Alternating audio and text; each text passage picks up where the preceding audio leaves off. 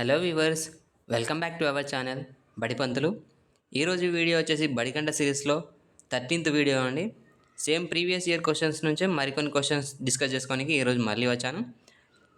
ఈజీగా ఎలా అనాలిసిస్ చేసుకోవాలో ఈ వీడియోలో మనం నేర్చుకుందాం. వీడియో నచ్చితే ఎండ్ వరకు చూడండి, లైక్ చేయండి, షేర్ చేయండి, అలాగే మీ ఫ్రెండ్స్ కూడా పంపించండి. వాళ్ళకు కూడా కాంపిటేటివ్ ఎగ్జామ్లో ఈజీగా ఎలా అనలైజ్ చేయాలో వాళ్ళకు కూడా ఉపయోగపడుతుంది. మరిన్ని వీడియోస్ కోసం మన ఛానల్ని సబ్స్క్రైబ్ చేసుకోండి.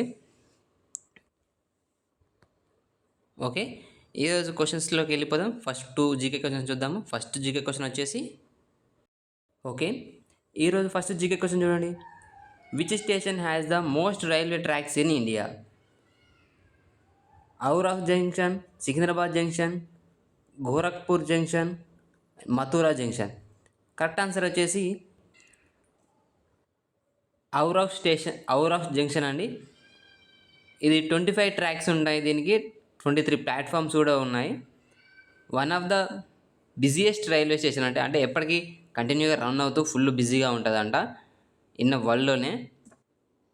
అండ్ ఇది ఓల్డ్ స్టేషన్ అండి, ఇండియాలో ఓల్డ్ స్టేషన్ కూడా అని చెప్పుకోవచ్చు. తెలుగులో చూడండి, 25 ట్రాక్లు మరియు 23 ప్లాట్ఫామ్లు, ప్రపంచంలోని అత్యంత రద్దీగా ఉండే రైల్వే స్టేషన్లో ఇదొకటి. భారతదేశంలోని పురాతన రైల్వే స్టేషన్ కూడా దీన్ని అంటారు. అర్థమైంది కదా? ఆన్సర్ వచ్చేసి ఔరాహ్ జంక్షన్, ఆప్షన్ ఏ అండి. Okay, next question.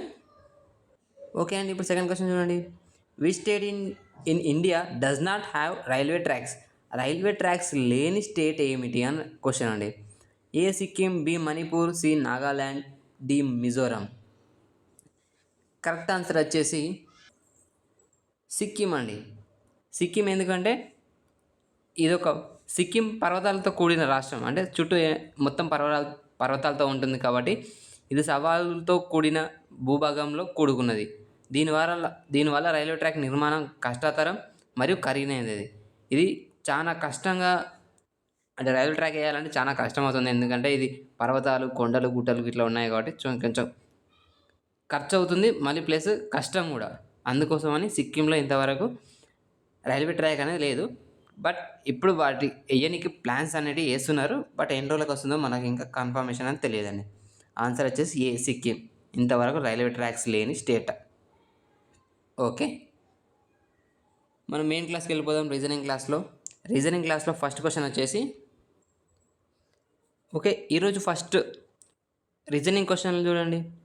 Girls are mainly intelligent in class. ఒక స్టేట్మెంట్ అనేది ఇచ్చాడు, అందులో girls mainly intelligent in class అని, అంటే గర్ల్స్ ఒక క్లాస్లో ఇంటెలిజెన్స్ అని ఇచ్చాడు. దాని కంక్లూజన్స్ ఏమి ఇచ్చారు? There is no boys in class, అంటే క్లాస్లో బాయ్స్ లేరు అన్నారు. ఇక్కడ ఏమన్నా స్టేట్మెంట్లో బాయ్స్ లేరు, ఓన్లీ గర్ల్సే ఉన్నారని చెప్పలే కదా. గర్ల్స్ బాయ్స్ ఉన్నారు, బట్ దాంట్లో girls are mainly intelligence, boys కన్నా గర్ల్స్ ఇంటెలిజెన్స్ అని చెప్పారు. సో ఆప్షన్ 1 అనేది సాటిస్ఫై కాదు. నెక్స్ట్ సెకండ్ చూడండి. Some girls in class are not intelligent. ఇక్కడ చూడండి, గర్ల్స్ ఆర్ మెయిన్లీ ఇంటెలిజెంట్ అన్నాడు, అంటే గర్ల్స్ ఇంటెలిజెంట్, బట్ అందరు గర్ల్స్ కాదు కదా. Some girls in class are not intelligent అంటే కొందరు, మొత్తం అందరూ అనలేదు. సో కొందరు అని కూడా అనలేదు. సో కొందరు నాట్ ఇంటెలిజెంట్ అని కూడా వస్తుంది కదా, సాటిస్ఫై అవుతుంది కదా. గర్ల్స్ ఆర్ మెయిన్లీ ఇంటెలిజెంట్ అన్నప్పుడు కొందరు గర్ల్స్ ఇంటెలిజెంట్ ఉంటారు, కొందరు నార్మల్ ఉంటారు. సో ఆప్షన్ 2 ఈజ్ సాటిస్ఫై అవుతుంది కదా. అంటే ఆన్సర్ ఏమవుతుంది అప్పుడు? Only 2 follows. Option B is answer. Check చేయండి ఒకసారి. Okay, next question. ఓకే, ఇప్పుడు ఈ క్వశ్చన్ చూడండి. One morning after sunrise, 2 friends P and Q are talking to each other, standing face to face. If Q's shadow fall to the right of P, then which direction Q is facing? ఒకరోజు ఉదయం సూర్యోదయం తర్వాత ఇద్దరు స్నేహితులు P and Q ఒకరితో ఒకరు ముఖాముఖిగా నిలబడి మాట్లాడుతున్నారు. Q యొక్క నీడ P యొక్క ఎడమ వైపు పడితే Q ఏ దిశగా ఎదుర్కొంటోంది అనేది క్వశ్చన్ అండి. ఇప్పుడు నార్మల్గా ఇద్దరు మిత్రులు ఫేస్ టు ఫేస్ మాట్లాడుకుంటున్నారు. అది ఎప్పుడు? మార్నింగ్, సన్ రైజ్ అయినాక మార్నింగ్, అంటే సన్ ఎటు సైడ్ ఉంటుంది? ఈస్ట్ సైడ్ కదా, ఇటు ఉంటుంది. ఇప్పుడు ఈస్ట్ సైడ్ సన్ మనకు వచ్చినప్పుడు షాడో అనేది ఎటు సైడ్ పడుతుంది? వెస్ట్ సైడ్ కదా షాడో పడేది. అంటే ఒక పర్సన్ తీసుకుంటే షాడో ఇటు సన్ ఉంటే షాడో అనేది ఇటు సైడే కదా పడేది. సో అదే చూడండి ఇప్పుడు ఏమన్నాడు, Q shadow falls to the right of P. పీకి రైట్ సైడ్లో క్యూ షాడో పడుతుంది. అంటే ఇప్పుడు నార్మల్గా పీ ఇక్కడ ఉందనుకో, షాడో ఇటు సైడ్ పడుతుంది. ఇప్పుడు పీ ఇటు సైడ్ కదా, అంటే పీకి ఇప్పుడు ఈ సైడ్ ఏమవుతుంది, పీ ఫేసింగ్ టు నార్త్ అనుకోండి.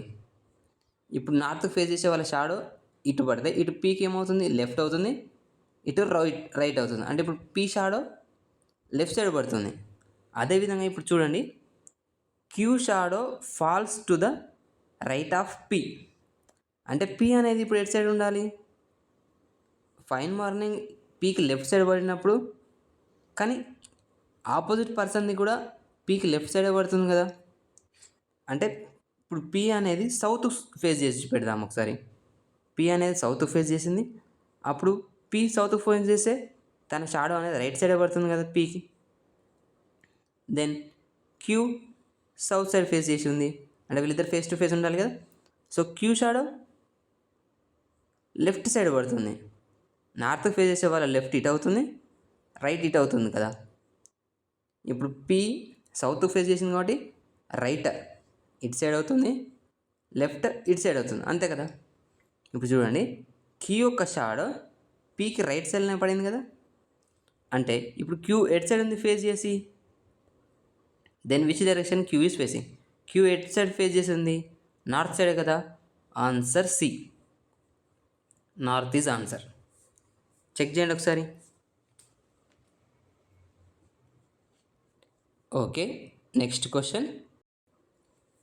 ఓకే అండి, ఇప్పుడు ఈ క్వశ్చన్ చూడండి. 69 - 26 = 66, 86 - 34 = 60, 35 - 28 = 31, దెన్ 77 - 21 క్వశ్చన్ మార్క్ అన్నాడు. ఈ రీజనింగ్లో ఏంటంటే, ఇలా మ్యాథమెటికల్ ఏదైనా ఆపరేషన్ ఇచ్చిందంటే దీంట్లో ఏదైనా లాజిక్ ఉండొచ్చు. అంటే ఇంటూ అయినా చేయొచ్చు, మైనస్ అయినా చేయొచ్చు, డివైడ్ బై అయినా చేయొచ్చు, ఏదైనా చేయొచ్చు. ఇక్కడ ఇచ్చిన సింబల్తో సంబంధం లేదండి మనకి. అది ఏ విధమైన చేయొచ్చు, ఆన్సర్ అనేది 66 రావాలి. అది ఎలా చూద్దాం చూడండి ఒకసారి.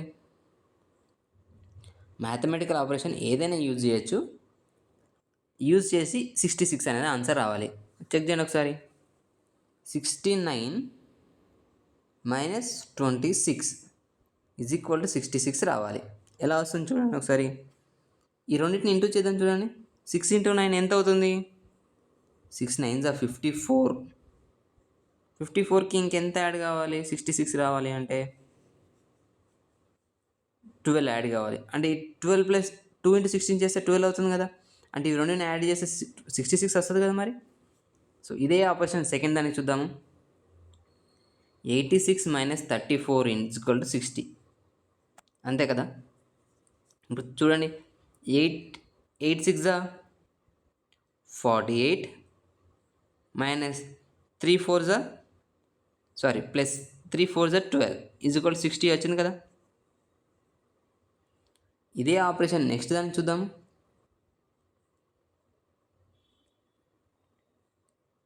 35 - 28 = 31.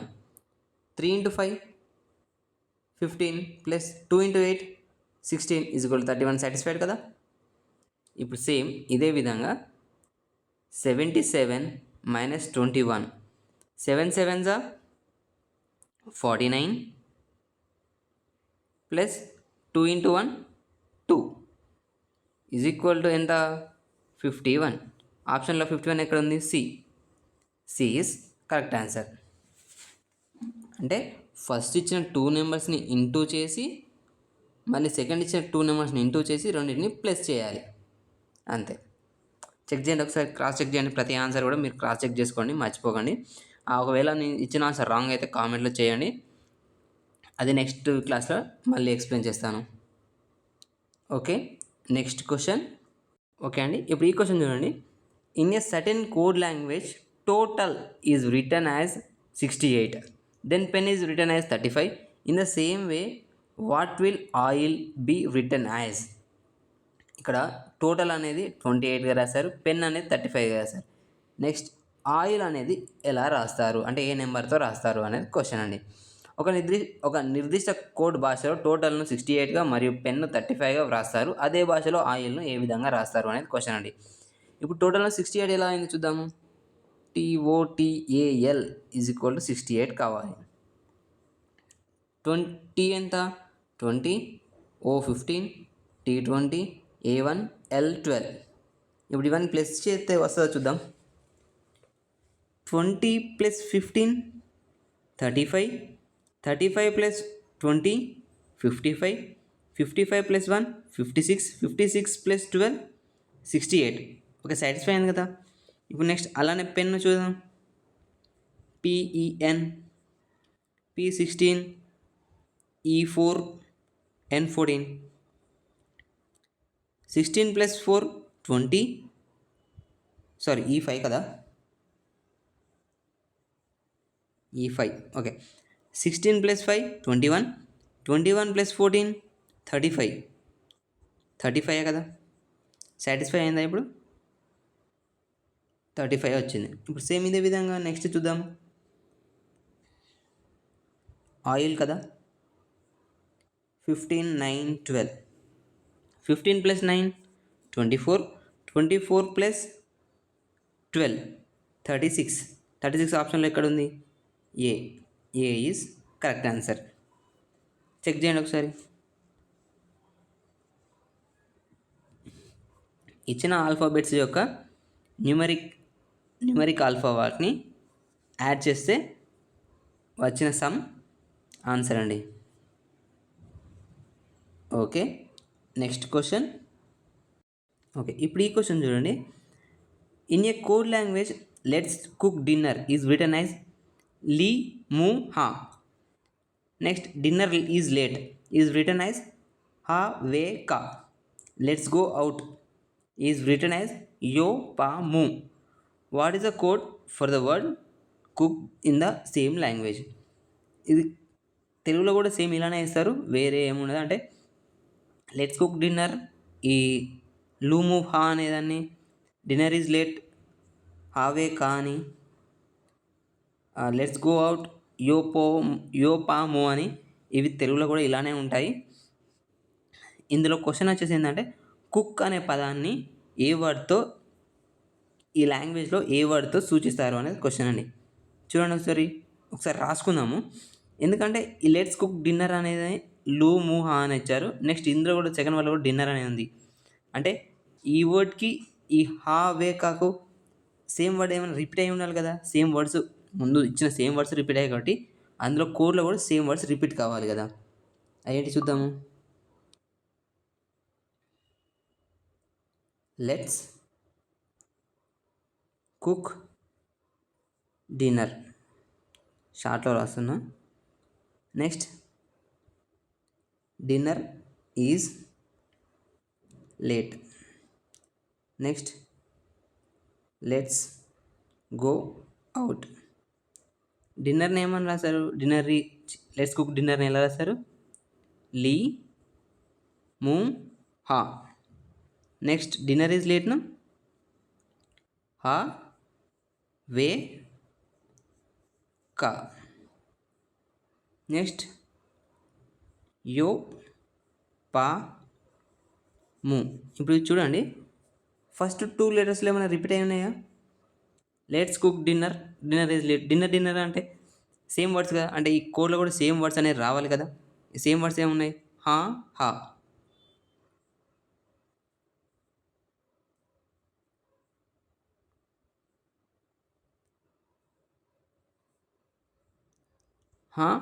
రిపీటెడ్ వచ్చినాయి కదా. నెక్స్ట్ ఇంకేమైనా రిపీట్ ఉన్నాయా? Cook dinner let's is late. Okay, next second రెండు చూడండి, ఈ రెండిట్లో లేదు సేమ్ ఉంది. Dinner is late let's go out. ఇందులో ఏం సేమ్ లేవు. కానీ ఫస్ట్లో థర్డ్లో మళ్ళీ చూడండి ఒకసారి, లెట్స్ అనే వర్డ్ ఉన్నది. లెట్స్ అంటే ఈ రెండిట్లో ఏం రిపీట్ అయి ఉన్నది? సేమ్ వర్డ్ మూ, ఎంయు. ఓకే, ఇప్పుడు క్యాన్సల్ అయిపోయింది. అంటే ఇక్కడ లెట్స్ అనేది పోయింది, లెట్స్ అని పోయింది, డిన్నర్ పోయింది. ఇవి రెండు పోయినాయి కదా. అంటే మిగిలింది ఏంటిది? ఎల్యు అంటే ఇదే కదా ఆన్సర్. డి అనేది కుక్ని రిప్రజెంట్ చేస్తుంది. లెట్స్ని ఎంయు ఇక్కడ లెట్ ఉంది కాబట్టి ఇక్కడ లెట్ ఉంది కాబట్టి ఈ రెండింటికి మ్యూ మ్యూ కామన్ ఉంది. Okay, cancel. నెక్స్ట్ ఇక్కడ డిన్నర్ ఉంది, ఇక్కడ డిన్నర్ ఉంది కాబట్టి ఇక్కడ హా క్యాన్సల్. ఫస్ట్ వర్డ్లో ఏం మిగిలింది? లీయే కదా మిగిలింది. సో ఎల్ఐగ్ ఈజ్ ఆన్సర్. చూడండి, ఈ క్వశ్చన్ ఆల్రెడీ ఓల్డ్ క్వశ్చనే అండి, 2022లో రిపీట్ అయిన క్వశ్చన్. చెక్ చేయండి ఒకసారి, క్రాస్ చెక్ చేసుకోండి. Okay, next question. 6 peoples are seated around a circular table facing to the center. 6 peoples సెంటర్కు ఫేస్ చేసి కూర్చున్నారు. Next, W seats immediate left of X. ఎక్స్కి ఇమీడియట్ లెఫ్ట్లో డబ్ల్యూ ఉండాలి, అంటే ఎక్స్ ఇక్కడ తీసుకుంటే డబ్ల్యూ ఇక్కడ వస్తుంది. Next, who seats third right of Y. వైకి థర్డ్ రైట్లో ఎక్స్ అనేది ఉండాలి. థర్డ్ రైట్ అంటే ఇప్పుడు వై సపోజ్ ఇక్కడ తీసుకుంటే థర్డ్ రైట్లో ఏమవుతుంది చూడండి, వైకి ఫస్ట్ రైట్ అంటే ఇప్పుడు వై నార్త్ సైడ్ ఫేస్ చేస్తుంది కదా, నార్త్ సైడ్ ఫేస్ చేసిన వాళ్ళకి ఇటు సైడ్ ఏమవుతుంది, ఇటు సైడ్ కదా రైట్ అయ్యేది, అంటే first right, second right, third రైట్లో ఎక్స్ అనేది ఉంది. Okay, next, O sits immediate right of M. Immediate right of ఎంలో ఎంకి ఇమీడియట్ రైట్లో ఓ ఉండాలి. అంటే ఇప్పుడు ఎమ్ ఇక్కడ ఈసాను అనుకో, ఎమ్ ఇటు సైడ్ ఫేస్ చేసి ఉన్నది, ఈస్ట్ సైడ్ ఫేస్ చేసి ఎమ్ ఉంది, అంటే ఎమ్కు ఇప్పుడు రైట్ ఎట్ అవుతుంది, లెఫ్ట్ అవుట్ అవుతుంది, ఇటు లెఫ్ట్ అవుతుంది, ఇటు రైట్ అవుతుంది, ఇటు రైట్, ఇటు లెఫ్ట్ అవుతుంది. కానీ ఇక్కడ ఏమన్నాడు, ఎమ్కి రైట్ సైడ్లో ఓ ఉండాలి, అంటే ఇక్కడ ఎమ్ గీస్తే రైట్ సైడ్లో వై అని వస్తుంది, కాబట్టి ఎమ్ ఇక్కడ రాదండి, ఎమ్ కింద రాసుకుందాము. ఇప్పుడు ఇక్కడ ఎమ్ రాసుకుందాము. ఎమ్ ఇటు సైడ్ ఫేస్ చేస్తున్నప్పుడు పైకి రైట్ అవుతుంది, కిందికి లెఫ్ట్ అవుతుంది, అంతే కదా.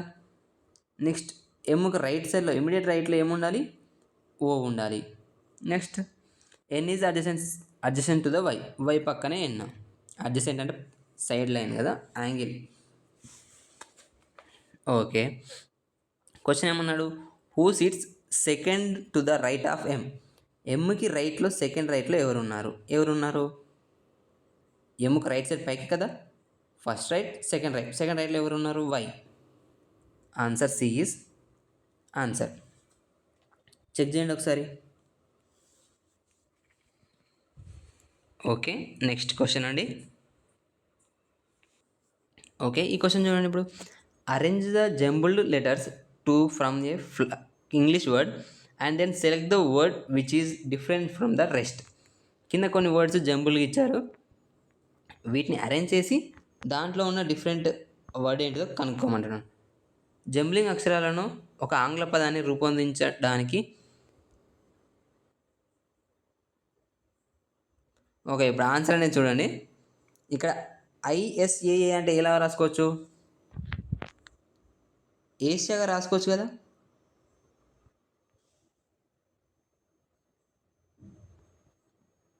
ఓకే, నెక్స్ట్, యూఈపిఓఆర్ఈ అనేది యూరోప్ అవుతుంది కదా. చూడండి ఒకసారి, సేమ్ వర్డ్సే కదా ఇవన్నీ. నెక్స్ట్, ఇది చూడండి, ఇది చూస్తే సింపుల్గా అయిపోతుంది, ఆఫ్రికా. నెక్స్ట్, రష్యా, అంతే కదా. ఇప్పుడు చూడండి, Asia, Europe, Africa and Russia, ఇవన్నీ ఏంటి చూడండి ఒకసారి. ఈ ఏషియా, యూరోప్, ఆఫ్రికా అనేది ఖండాలు కదా, ఇవన్నీ కాంటినెంట్స్. బట్ రష్యా అనేది ఒక స్టేట్ కదా, అంటే రష్యా అనేది డిఫరెంట్ వర్డ్ కదా. So answer D is correct answer. Sorry, Russia అనేది ఒక కంట్రీ కదా, ఇవన్నీ కాంటినెంట్స్, ఖండాలు, ఇదొక్కటి మాత్రం country. So Russia is answer, D is right answer. Check చేయండి ఒకసారి. Okay, next question. Okay, 6 peoples L, M, N, O, P and Q live in a house. N is the sister of Q and M. ఇది ఒక blood relation question అండి, 2018లో వచ్చిన క్వశ్చన్. N is the sister of queue.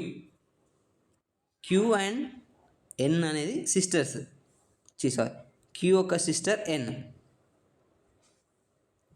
N is sister of Q. Okay. Then M is brother of P's husband. P వాళ్ళ husband brother M అవుతుంది, అంతే కదా?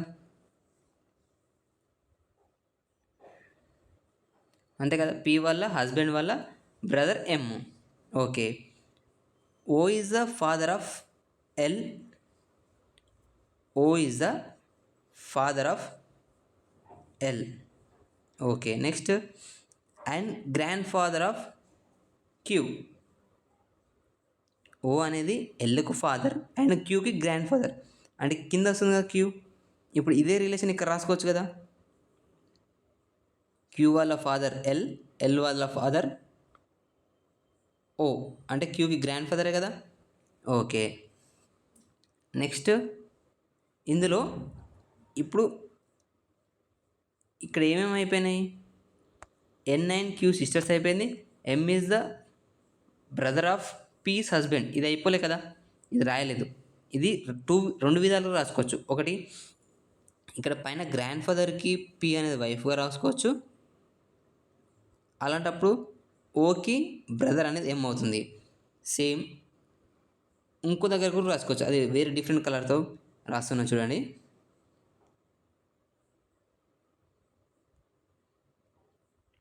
ఇక్కడ రాసుకోవచ్చు, ప్లస్ ఇక్కడ కూడా ఎల్ కూడా రాసుకోవచ్చు కదా. పి అనేది ఎల్ కూడా వైఫ్గా రాసుకోవచ్చు, ఎల్ వాళ్ళ బ్రదర్ ఎం కూడా రాసుకోవచ్చు. ఇవి రెండు విధాలుగా రాసుకోవచ్చు. ఇప్పుడు చూడండి, ఇక్కడ ఇంకేం ఇచ్చాడు, ఇందులో 2 ఫాదర్స్ ఉండాలి, 1 మదర్ ఉండాలి. ఇప్పుడు చూడండి, క్యూ వాళ్ళ ఫాదర్ ఎల్,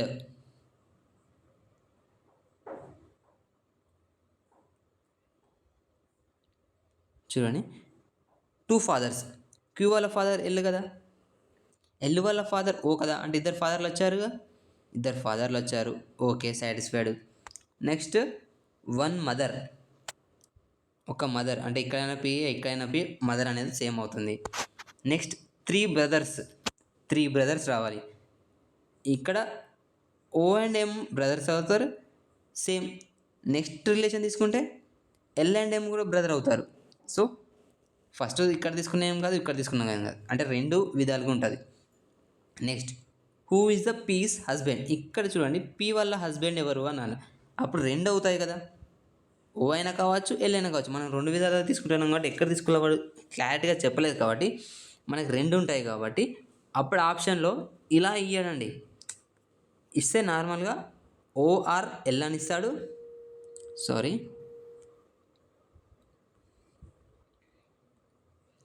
ఇలా ఓఆర్ ఎల్ అని ఇస్తాడు, లేదా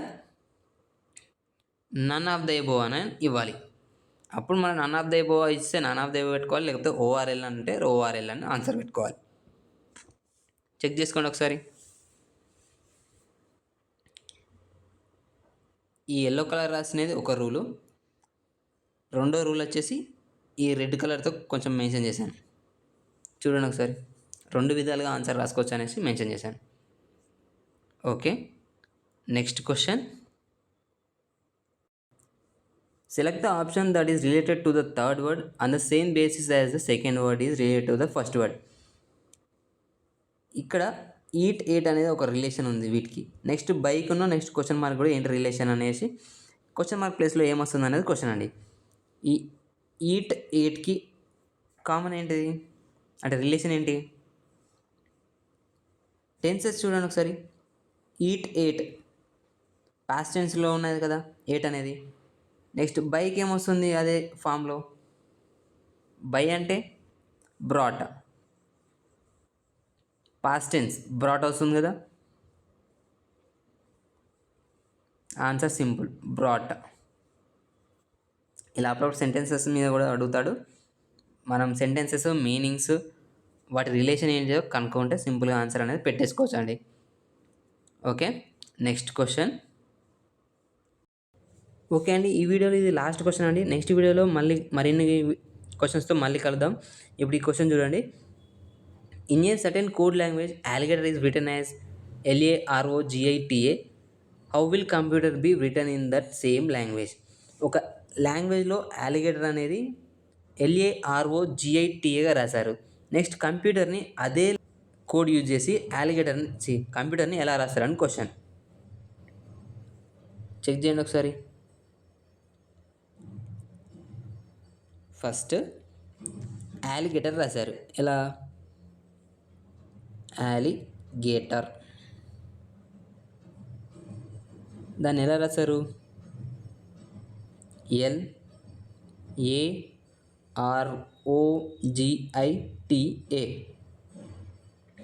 నెక్స్ట్ దేనికి కనుక్కోమన్నాడు? కంప్యూటర్ను కనుక్కోమన్నాడు. కంప్యూటర్. ఓకే, వీటికి నార్మల్గా సేమ్ రిపీటెడ్ నెంబర్స్ కాబట్టి నార్మల్ ఒక సిరీస్ నెంబర్స్ వేసుకుందాం. అంటే 1 to 8 అని, లేదా ఓన్లీ సిరీస్ నెంబర్స్ వేసుకుందాం. వాటి ఆల్ఫా న్యూమరిక్ నెంబర్స్ కాకుండా సీరియల్ నెంబర్స్. అంటే 1 2 3 4 5 6 7 8. ఇప్పుడు వీటి పొజిషన్ చెక్ చేసుకుందాం. చూడండి, L అనేది 2 వచ్చింది, A అనేది 1, నెక్స్ట్ R అనేది 8, O అనేది 7, G 4, I 3, T 6, ఏలు 2 ఉన్నాయి కాబట్టి నార్మల్గా ఇలా వేసుకుంటాను.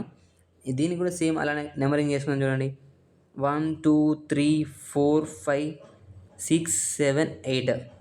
ఇప్పుడు మనకి ఇదే సీక్వెన్స్లో ఇక్కడ ఏదైనా రాయొచ్చో చూద్దాం. చూడండి, సెకండ్ ప్లేస్లో ఏముంది? O ఉంది. అంటే ఫస్ట్ O రావాలి.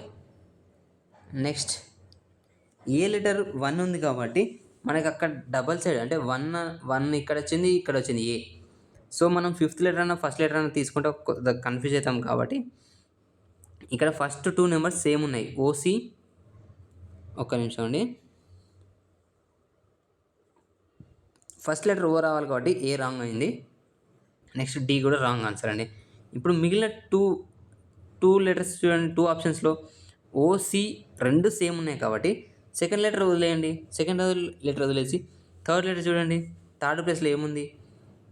8. 8th అంటే R రావాలి. ఇక్కడ సెకండ్ ప్లేస్ వదిలేసి R ఎక్కడుంది?